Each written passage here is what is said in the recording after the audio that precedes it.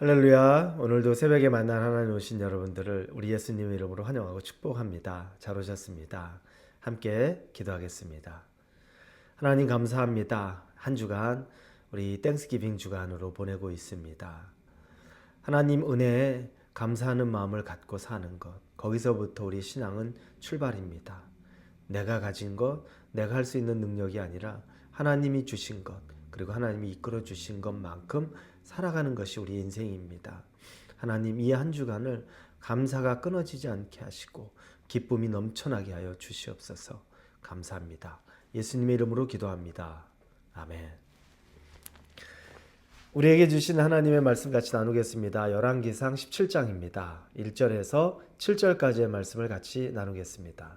열왕기상 17장 1절에서 7절입니다. 길르앗에 우거하는 자 중에 디셉 사람 엘리야가 아합에게 말하되 내가 섬기는 이스라엘의 하나님 여호와께서 살아계심을 두고 맹세하노니 내 말이 없으면 수년 동안 비도 이슬도 있지 아니하리라 하니라.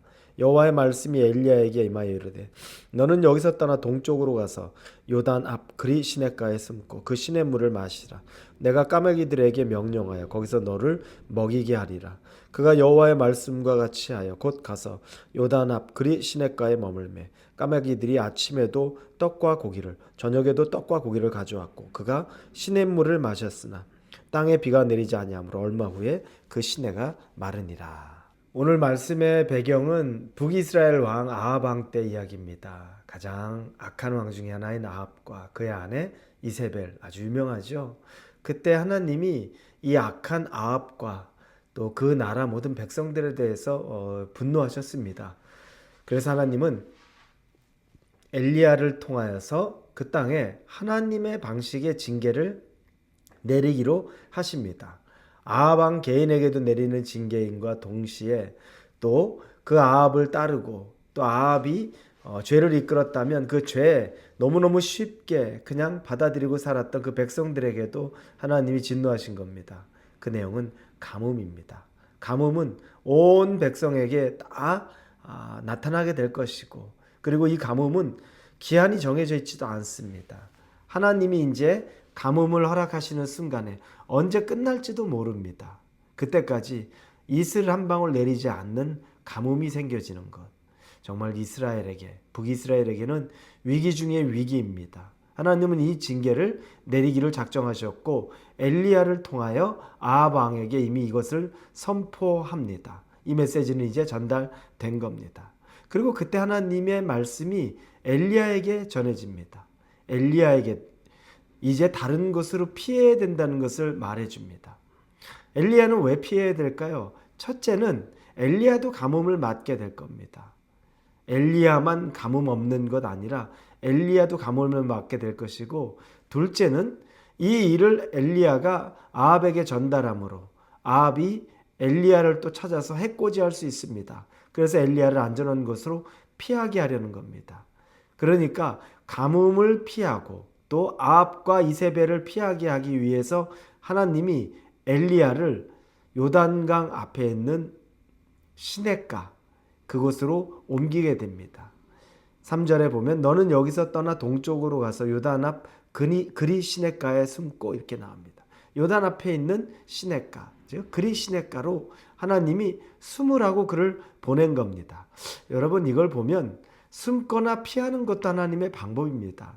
정면 승부, 우리 마귀 대적해야 되는 거 알죠? 정면으로 싸워야 되는 것도 있지만 어느 순간에는 숨습니다. 어느 순간에는 피해야 됩니다. 이것 또한 하나님의 방법입니다. 그러니 우리가 영적으로 잘 분별해야 되겠죠. 악을 피해가는 것, 악을 싸우는 것도 있지만 악을 피해가는 것도 있다는 것 꼭 기억하십시오. 그래서 지금은 내가 한 템포 숨거나 피해야 되는 거구나 라고 생각할 때 또 그 결단을 안타까워하거나 화내거나 할 필요 없습니다. 그 또한 하나님의 방법이라는 걸 알고 있으면 됩니다.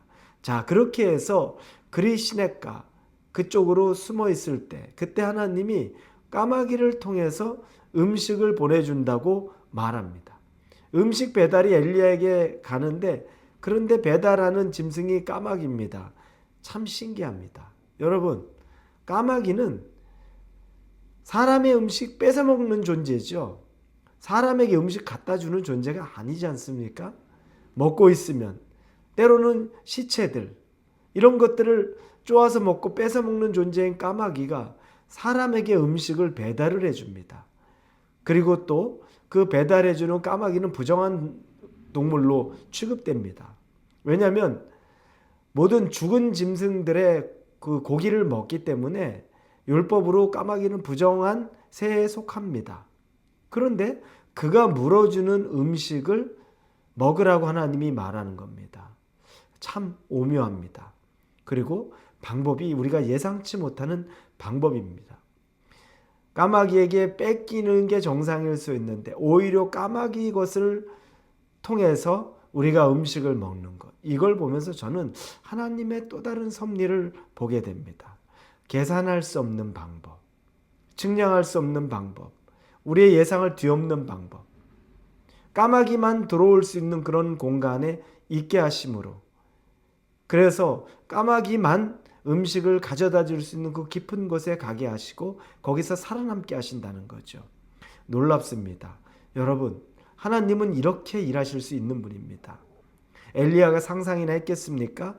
계산할 수 없는 하나님의 방법이 그를 숨게, 그리고 숨어만 있고 배를 곪는 것이 아니라 물 마실 수 있게 시냇가에, 그리고 또 거기에 물만 먹고 살 수 없는 그에게 음식까지 가져다 주게 만드는 겁니다. 여러분의 인생에 혹시 지금 메마릅니까? 혹시 여러분이 지금 가뭄을 맞이하고 있습니까?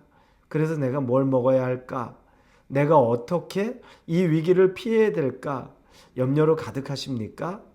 하나님이 여러분과 함께 하시다면 엘리야에게 까마귀를 보내듯이 여러분에게 그 물과 또 여러분에게도 하나님이 알맞는 여러분의 방식의 까마귀를 반드시 보내실 것입니다.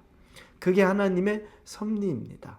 우리가 예상하지 못한 일, 우리가 계획하지 못한 일, 우리가 생각하지 못한 일을 하나님은 하나님의 방법으로 하실 수 있는 분입니다.